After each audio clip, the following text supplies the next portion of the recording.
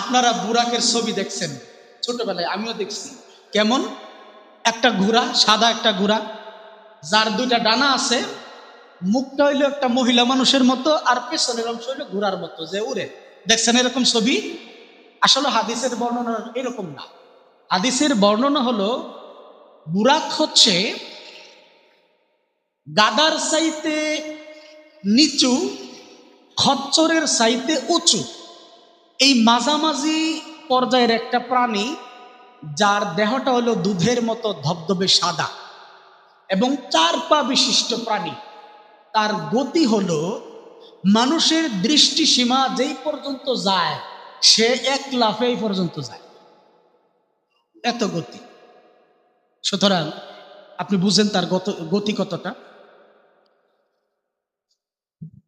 আল্লাহর রাসূল সাল্লাল্লাহু আলাইহি ওয়াসাল্লাম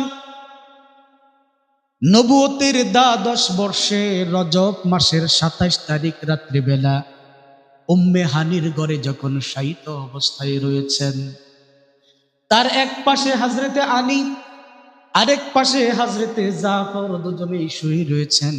এমত অবস্থায় হঠাৎ করে উম্মে হানির ঘরের ছাদ খুলে গেল। জিব্রাইল মিকাইল দুজন চলে আসলেন নিচে, আল্লাহর রাসূলকে ঘুমন্ত অবস্থায় নিয়ে গেলেন কাবার কাছে। বুকটাকে ফেড়ে ফেললেন, তার হাড়টাকে বের করে জমজম কূপের পানি দিয়া ধৌত করে এটার মধ্যে হেদায়েত এবং নূর দুইটা ভরপুর করে দিয়ে আবার আগের মতো করে দিলেন। একটা বুরাক নামে প্রাণী নিয়ে আসলেন, যার দেহটা হলো সাদা, খচ্চরের চাইতে উঁচু, গাধার চাইতে নিচু, এমন একটা প্রাণী যার গতি হলো মানুষের দৃষ্টির সীমা যেখানে পৌঁছায়, একটা কাঁইক দিলে সে এতটুকু পর্যন্ত যেতে পারে। বুরাকের উপরে আল্লাহর রাসূল হাত রাখলেন উঠার জন্য। আল্লাহর রাসূলের হাত মুবারক রাখার পরে বুরাক তার দেহটাকে নাড়াচাড়া দিলেন। রাসূল হাতটা নিয়ে আসলেন। জিব্রাইল বললেন, বুরাক, তুমি কি জানো নাকি তোমার গায়ে কে হাত রেখেছেন? কে আজকে তোমার পিঠে সওয়ার হতে চাচ্ছেন? তুমি তাকে জানো নাকি, চিনো নাকি?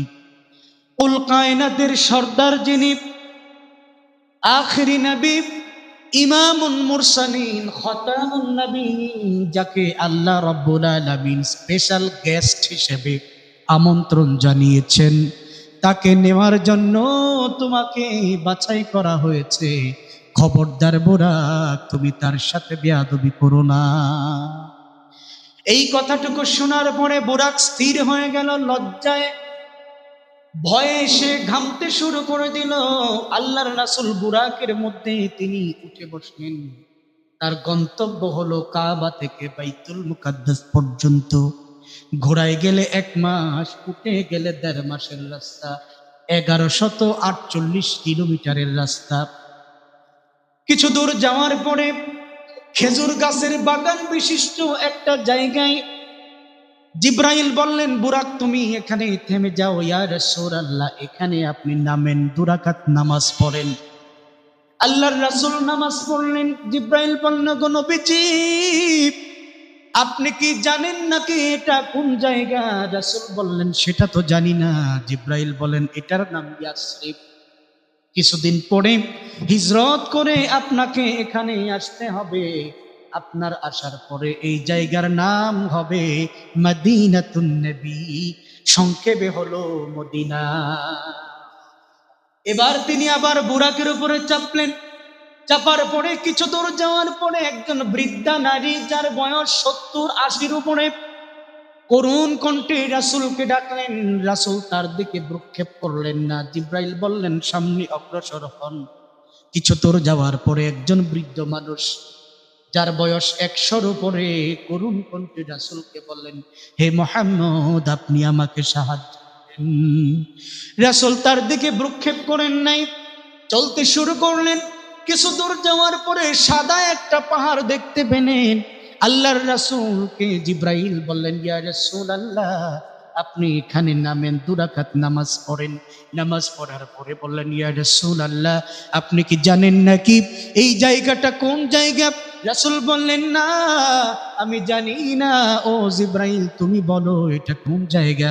জিব্রাইল বললেন, ওগো নবীজি এটার নাম হলো তুর পর্বত, যেখানে দাঁড়িয়ে হযরত মূসা আল্লাহর সাথে কথোপকথন করতেন, যেই পাহাড়ের মধ্যে আল্লাহর নূরের তাজাল্লি নিক্ষেপ করা হয়েছিল, যার ফলে আজকে পাহাড় সাদা হয়ে গিয়েছে, এটাই হলো সেই পাহাড়।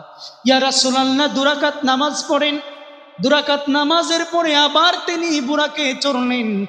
জিব্রাইল বলেন, ওগো নবীজি দুইজন বৃদ্ধা এবং বৃদ্ধ দেখেছেন, আপনি জানেন নাকি তারা কারা? নবীজি বললেন, না জানি না। জিব্রাইল বললেন, এরা হচ্ছে প্রথম যেই বৃদ্ধাকে আপনি দেখতে পেলেন, এই বৃদ্ধা হলো দুনিয়ার রূপ। দুনিয়া এখন ফ্যাকাশে হয়ে গেছে, বৃদ্ধ হয়ে গিয়েছে। আপনি যদি তার ডাকে সাড়া দিতেন, আপনার উম্মতেরা দুনিয়ার প্রেমে পাগল হয়ে যেত।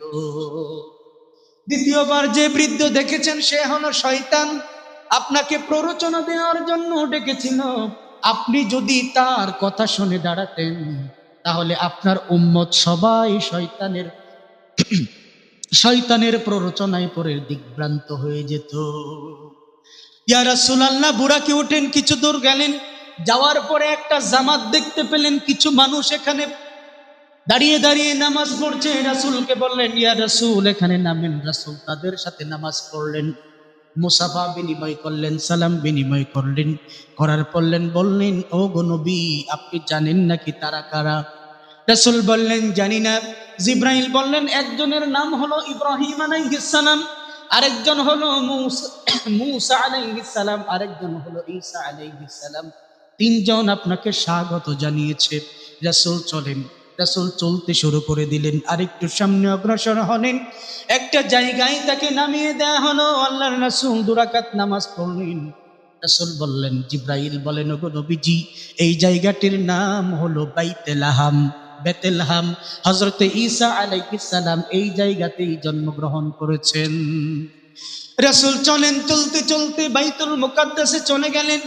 বাইতুল মুকাদ্দাসে যাওয়ার পরে আল্লাহর রাসূল দেখতে পেলেন বাইতুল মুকাদ্দাস পুরাটা ভর্তি মানুষ, আর মানুষ নামাজের জন্য অপেক্ষা করতেছে। জিব্রাইল আলাইহিস সালাম একটা পাথরের মধ্যে নিজের আঙ্গুল দিয়ে গর্ত করলেন, বুরাকটাকে সেখানে বাঁধলেন, রাসূলকে নিয়ে ভেতরে চলে গেলেন। গিয়ে দেখতে পেলেন সকল মানুষগুলো অধীর আগ্রহে একজন ইমামের জন্য অপেক্ষা করতেছে, যিনি সামনে গিয়ে তার ইমামতিতে মানুষকে নিয়ে নামাজ পড়াবেন। আল্লাহর রাসূল বলেন, ওখানে আমি স্পেশাল তিনজনকে দেখতে পেলাম। একজনকে দেখতে পেলাম সিপসিপি গড়নের লম্বা মানুষ, যার কালো কুচকুচে কোকড়ানো চুল গার পর্যন্ত চলে এসেছে। জিব্রাইল বলেন, ইনি হচ্ছেন হযরত মূসা। আরেকজনকে দেখলাম যার চুলগুলো সোনালী কালারের। জিব্রাইল বললেন, ইনি হলেন হযরত ঈসা। আরেকজনকে দেখলাম দেখতে অনেকটা আমার মতোই চেহারা, অথবা উনার চেহারার মতো আমার চেহারা। জিব্রাইল বললেন, উনি আর কেউ নয়, বরং আপনার আদি পিতা হযরত ইব্রাহিম আলাইহিস সালাম হলেন উনি। হযরত জিব্রাইল রাসূলকে হাত ধরে একেবারে জায়নামাজের সামনে মেহরাবে গিয়ে দাঁড় করিয়ে দিলেন, ওগো নবীজি আজকে সবার জন্য আপনি হলেন ইমাম, আপনি মুসল্লায় দাঁড়িয়ে যান। তিনি মুসল্লায় দাঁড়িয়ে গেলেন, নামাজ পড়লেন। নামাজ পড়ার পরে জিব্রাইল বললেন, আপনি চিনতে পারলেন নাকি এরা কারা? রাসূল বললেন, না চিনি নাই। জিব্রাইল বললেন, আদম আলাইহিস সালাম থেকে আপনি পর্যন্ত যত নবী এবং রাসূল এসেছেন, সকল নবী এবং রাসূল আপনার ইমামতিতে নামাজ পড়েছে। আজ থেকে আপনার উপাধি হয়ে গেল ইমামুল মুরসালিন, সকল নবীদের ইমাম হলেন আপনি। এবার হযরত জিব্রাইল আলাইহিস সালাতু ওয়াস সালাম রাসূলের সামনে দুইটা পেয়ালা রাখলেন, একটা হলো মধুর পেয়ালা, দুধের পেয়ালা, আর একটা হলো শরাবের পেয়ালা। কেউ কেউ বলেন তিনটি পেয়ালা রাখলেন, একটা হলো দুধের, আরেকটা হলো মধুর, আরেকটা হলো আপনার শরাবের পেয়ালা। রাসূল সাথে সাথে দুধের পেয়ালা তুলে নিতেন এবং ঢক ঢক করে খেয়ে ফেললেন। এবার জিব্রাইল বলেন, রাসূল আপনি দুধের পেয়ালা নিয়ে আপনি স্বভাবজাত বিষয়টাকে, ফিতরাতটাকে বেছে নিয়েছেন, আপনি যদি অন্য পেয়ালা নিতেন তাহলে আপনার উম্মত গুমরা হয়ে যেত।